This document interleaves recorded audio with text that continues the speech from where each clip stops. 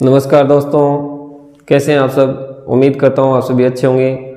मैं आपके साथ हूँ विनोद कुमार और आज फिर नया वीडियो लेकर हम आपके साथ प्रस्तुत हैं। आप सभी का हमारे YouTube चैनल राजस्थान की बातों में बहुत बहुत स्वागत है। और आज का जो वीडियो है वह हमारा राजस्थान में शैक्षिक परिदृश्य से संबंधित है।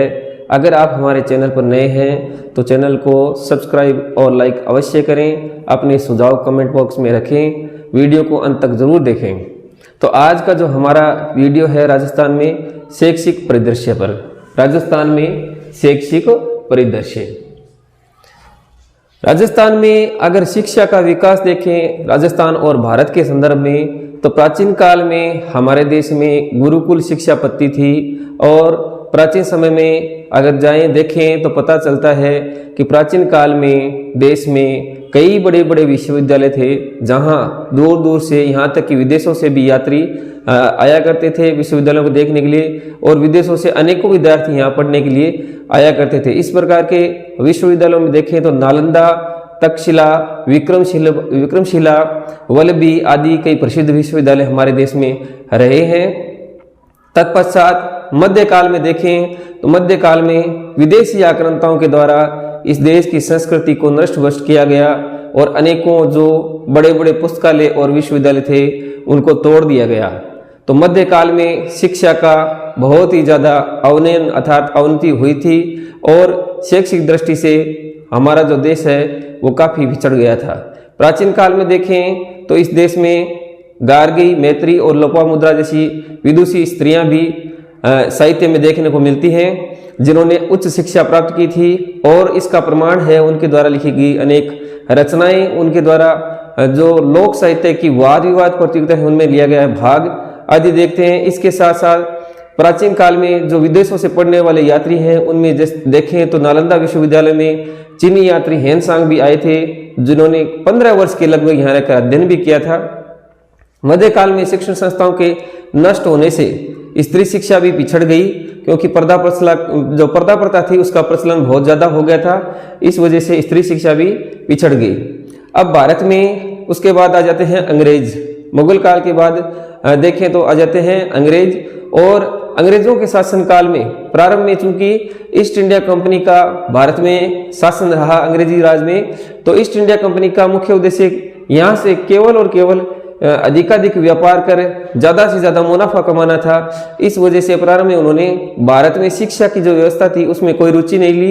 कालांतर में धीरे धीरे यहाँ अनेकों ईसाई मिशनरियाँ आई, जिन्होंने अपने धर्म प्रचार था ईसाई धर्म के प्रचार के उद्देश्य से यहाँ के लोगों के लिए कुछ स्कूल खोले और शिक्षा की एक शुरुआत की। लेकिन ये स्कूल चूंकि धार्मिक शिक्षा देते थे, इस वजह से अधिक लोग उनसे नहीं जुड़ पाए।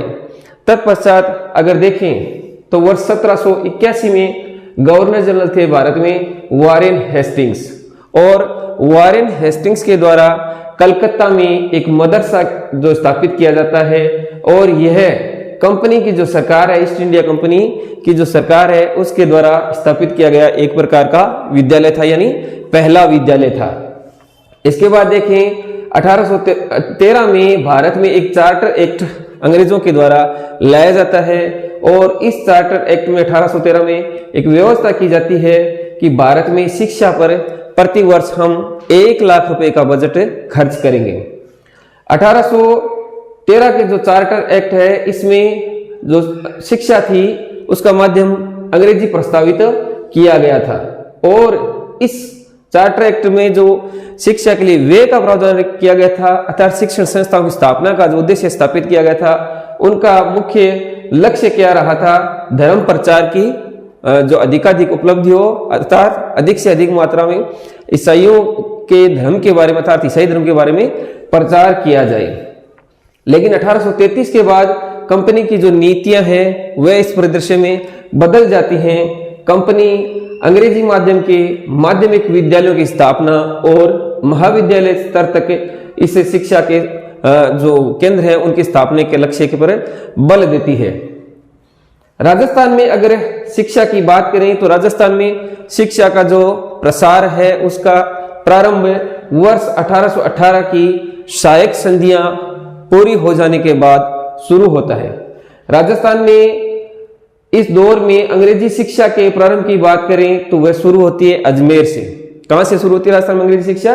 अजमेर से इस प्रकार की शिक्षण संस्थाओं की स्थापना शुरू होती है और 1844 में लोक शिक्षण विभाग की स्थापना के साथ राजस्थान में जो आधुनिक शिक्षा पद्धति है उसका प्रारंभ होता है। अब अजमेर में अगर प्रारंभिक जो अंग्रेजी माध्यम की शिक्षण संस्थाओं के बारे में बात करें तो इस प्रकार की जो अंग्रेजी शिक्षा है अजमेर में वो जेवेन केरी के द्वारा शुरू की जाती है, जो कि पादरी होते हैं और केरी द्वारा एक रेजिडेंट जो कि रियासतों में ब्रिटिश सरकार के द्वारा रखे जाते थे, तो एक रेजिडेंट डॉक्टर लोमी की मदद से वर्ष 1819 में अजमेर, भिनाय, केकड़ी, पुष्कर आदि में स्कूल शुरू किए जाते हैं और इन स्कूलों में धार्मिक शिक्षा अर्थात बाइबल की शिक्षा दी जाने लगती है। लेकिन जो विद्यार्थी होते हैं, बच्चे होते हैं, उनके माता पिता और अभिभावक नाराज हो जाते हैं और कुछ समय के बाद वे अपने बच्चों को इन विद्यालयों में भेजने से मना कर देते हैं। तो ये जो शुरुआती विद्यालय हैं वे 1831 तक बंद भी हो जाते हैं। इसके बाद देखें ब्यावर में मिशनरी स्कूल की स्थापना की जाती है वर्ष 1860 में। तत्पश्चात अजमेर में मेयो कॉलेज की स्थापना की जाती है 1875 में और मेयो कॉलेज की जो स्थापना है वो कर्नल वाल्टर के द्वारा की जाती है। तत्पश्चात ब्यावर में सनातन धर्म कॉलेज की स्थापना वर्ष 1929 में की जाती है और अजमेर में दयानंद एंग्लो वैदिक डीएवी कॉलेज जो है उनकी स्थापना वर्ष 1942 में की जाती है। अब बात करते हैं जयपुर जो तत्कालीन राज्य था और जयपुर जो राज्य में उस समय किस प्रकार से स्कूलों का प्रारंभ हुआ, तो इसके बारे में देखें तो वर्ष 1844 ईस्वी में जयपुर में महाराजा स्कूल की स्थापना की गई और जो ये महाराजा स्कूल है इसमें वर्ष 1847 से आधुनिक शिक्षा दी जाने लगी और यही महाराजा स्कूल आगे चलकर महाराजा कॉलेज के नाम से जाना गया। वर्ष 1867 ईस्वी में देखें तो जयपुर में नोबेल्स स्कूल शुरू किए गए और इसके बाद वर्ष 1943 में यहाँ महारानी गायत्री देवी द्वारा लड़कियों के लिए अलग से शिक्षा देने हेतु एमजीडी पब्लिक स्कूल खोले गए और इस प्रकार से खुलने वाले ये प्रथम पब्लिक स्कूल थे। वर्ष 1946 में राजस्थान में जयपुर जो जिला है, जयपुर जिले में एसएमएस मेडिकल कॉलेज अर्थात सवाई मान सिंह कॉलेज की स्थापना, मेडिकल कॉलेज की स्थापना की गई। आगे देखें तो वर्ष 1947 में राजस्थान में राजपूताना विश्वविद्यालय की स्थापना की गई क्योंकि तत्कालीन जो ये भूभाग था इसे राजपूताना के नाम से ही जाना जाता था। आगे चलकर ये राजपूताना विश्वविद्यालय राजस्थान विश्वविद्यालय के नाम से जाना गया। इसके बाद देखें आगे जोधपुर में जो शिक्षण संस्थाएं थी उनकी किस प्रकार स्थापना हुई, तो जोधपुर में वर्ष 1868 ईस्वी में एक अंग्रेजी स्कूल खोला गया था और इस अंग्रेजी स्कूल का 1869 ईस्वी में जो नाम है वो परिवर्तित कर दिया गया और इसे दरबार स्कूल का नाम दिया गया और आगे चलकर यही दरबार स्कूल जसवंत कॉलेज के नाम से प्रसिद्ध हुआ। इसी प्रकार 1875 में जोधपुर में पायलट नोबल स्कूल का प्रारंभ किया गया। अब अगर उदयपुर में देखें तो उदयपुर में वर्ष 1863 ईस्वी में शंभू रतन पाठशाला खोली गई और ये जो शंभू रतन पाठशाला है आगे चलकर महाराजा भूपाल कॉलेज के नाम से प्रसिद्ध हुई। अब राजस्थान में स्त्री शिक्षा के बारे में देखें तो 1866 में सर्वप्रथम राजस्थान में स्त्री शिक्षा के लिए अलग से जो विद्यालय है या अलग से शिक्षण संस्थाओं के रूप में स्थापना की गई, तो ये स्थापना जयपुर, उदयपुर और भरतपुर में की गई। इसी प्रकार हीरालाल शास्त्री जो कि राजस्थान के पूर्व मुख्यमंत्री थे और जो कि जयपुर प्रजामंडल से जुड़े हुए थे, इन्होंने वर्ष 1935 में जीवन शिक्षा कुटीर के नाम से वनस्थली में एक लड़कियों के लिए शिक्षण संस्थान की स्थापना की, जो वर्तमान में वनस्थली विद्यापीठ के नाम से प्रसिद्ध एक महिला शिक्षण संस्थान है। आज़ादी के समय राजस्थान की जो शिक्षा की स्थिति थी बड़ी भयावह थी, कह सकते हैं शिक्षा का स्तर बहुत ही पिछड़ा हुआ था, क्योंकि वर्ष 1951 में अगर जनगणना के आंकड़े देखें तो राजस्थान की साक्षरता महज 8.50% थी, जिसमें पुरुष साक्षरता 13.88% और महिला साक्षरता 2.66% थी। तो इन शिक्षा के आंकड़ों को देखकर पता चलता है कि राजस्थान में शिक्षा का जो स्तर है वह उस समय बहुत ही पिछड़ा हुआ था, और इस स्तर को, शिक्षा के स्तर को सुधारने के लिए राजस्थान की तत्कालीन सरकार, तत्कालीन शिक्षाविदों के द्वारा अनेकों प्रयास किए गए, और इन प्रयासों के द्वारा राजस्थान में अनेक शैक्षिक अभिकरणों की स्थापना की गई, ताकि राजस्थान में शिक्षा का जो स्तर है उसे सुधारा जा सके। अब बात करते हैं आज़ादी के बाद राजस्थान में स्थापित किए गए शैक्षिक अभिकरणों के बारे में। तो स्वतंत्रता के बाद जो अभिकरण है वो कौन कौन से स्थापित किए गए हैं। सबसे पहले देखें, वर्ष 1950 में प्रारंभिक और माध्यमिक शिक्षा निदेशालय की स्थापना बीकानेर में की गई। इसके बाद वर्ष 1959 में राजस्थान में पंचायती राज व्यवस्था शुरू हो जाती है, और पंचायती राज व्यवस्था के अंतर्गत जो जिला परिषद और पंचायत समितियाँ थी उन्हें प्रारंभिक शिक्षा की देख-रेख अर्थात व्यवस्था का जिम्मा दे दिया गया। और इसी प्रकार आगे चल कर के वर्ष 1997 में प्रारंभिक और माध्यमिक जो शिक्षा निदेशालय हैं बीकानेर में, उनको अलग अलग कर दिया जाता है। इसके बाद देखें, वर्ष 1957 में माध्यमिक शिक्षा बोर्ड अजमेर की स्थापना की गई। इसके बाद वर्ष 1973 में राजस्थान राज्य पाठ्य पुस्तक मंडल की स्थापना की गई। तत्पश्चात देखें तो वर्ष 1978 में सीएट की SIERT की स्थापना उदयपुर में की गई, और तत्पश्चात वर्ष 1995 में बालिका शिक्षा फाउंडेशन की स्थापना की गई। इसी प्रकार 1997 में राजस्थान प्रारंभिक शिक्षा परिषद है उसकी स्थापना जयपुर में की गई। इसके बाद देखें तो वर्ष 2003 में मदरसा बोर्ड है जयपुर में, उसकी स्थापना की गई। 2005 में Rajasthan state open school Jaipur की स्थापना की गई। तत्पश्चात वर्ष 2009 में राजस्थान माध्यमिक शिक्षा परिषद की स्थापना जयपुर में की गई। इसके बाद देखते हैं राजस्थान में शैक्षिक प्रशासन अर्थात शैक्षिक ढांचे में प्रशासन और प्रबंधन का कार्य राजस्थान में किस प्रकार से निर्मित है, उसकी संरचना कैसी है और क्या कार्य प्रणाली है, और इस कार्य प्रणाली के अंतर्गत विभिन्न ढांचागत जो प्रणालियां हैं वो किस प्रकार विकसित की गई हैं। प्रबंधन और प्रशासन एक दूसरे के साथ मिलकर कैसे जो शैक्षिक नीति निर्माण है और नीतियों का क्रियान्वयन करते हैं, तो उसके अंतर्गत हम देखते हैं शैक्षिक प्रबंधन और प्रशासन के अंतर्गत देखें तो राजस्थान में शिक्षा मंत्री जो हैं, जो कि कैबिनेट स्तर के होते हैं, और वो शिक्षा विभाग के विभागाध्यक्ष कहलाते हैं।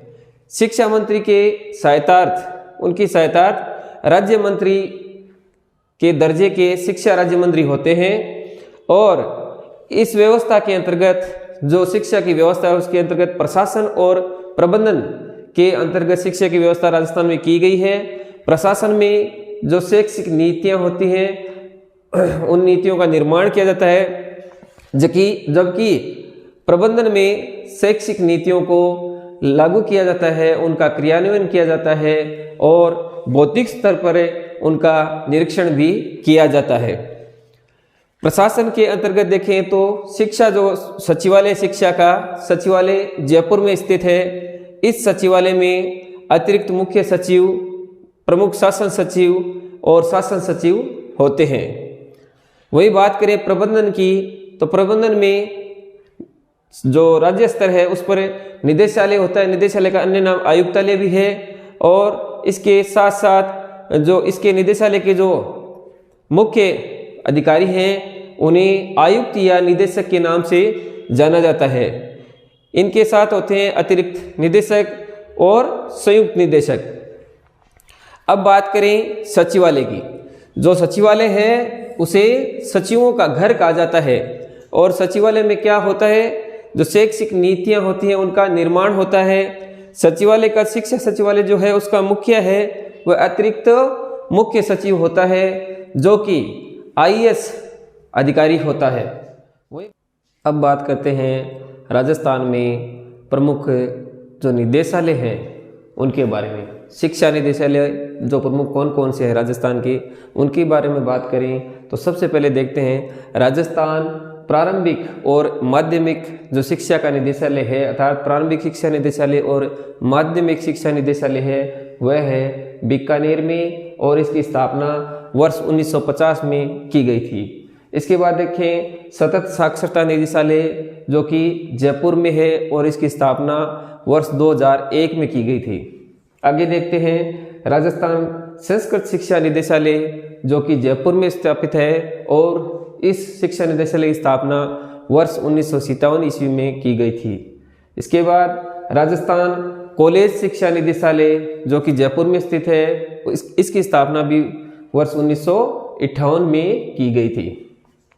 आगे देखते हैं प्राविधिक अर्थात तकनीकी शिक्षा जो निदेशालय है उसकी स्थापना जोधपुर में 1956 ईस्वी में की गई थी। इसके बाद राजस्थान पंचायती राज निदेशालय जो है वह जयपुर में स्थित है। भाषा पुस्तकालय निदेशालय है वह भी जयपुर में स्थित है।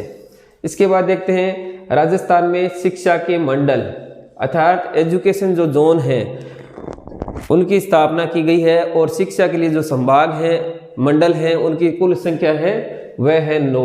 इनकी संख्या प्रारंभ में 7 थी, लेकिन राज्य सरकार के एक आदेश द्वारा 6 जून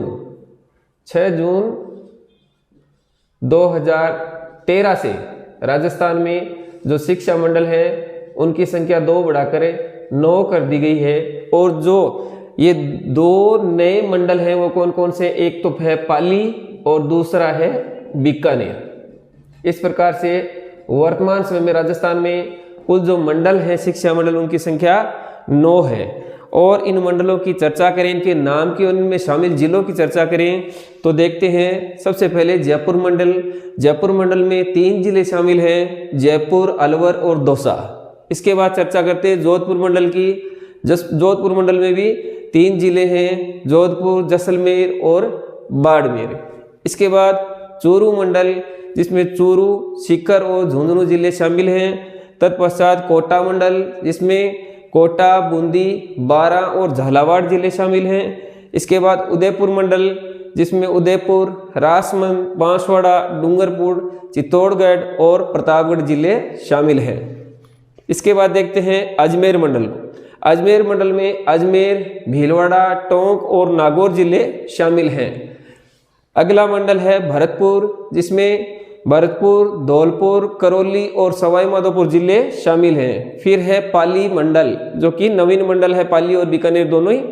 तो पाली मंडल में पाली, जालौर और सिरोही जिले शामिल हैं। और बीकानेर मंडल में बीकानेर, गंगानगर, हनुमानगढ़ जिले शामिल हैं। उम्मीद करता हूँ आपको हमारा जो वीडियो है वो पसंद आया होगा। अगर आपको हमारा वीडियो पसंद आया है तो चैनल को लाइक और सब्सक्राइब अवश्य करें। और जो अपने कमेंट हैं वो हमें कमेंट बॉक्स में लिखें। अपना कीमती समय वीडियो पर देने के लिए बहुत बहुत धन्यवाद।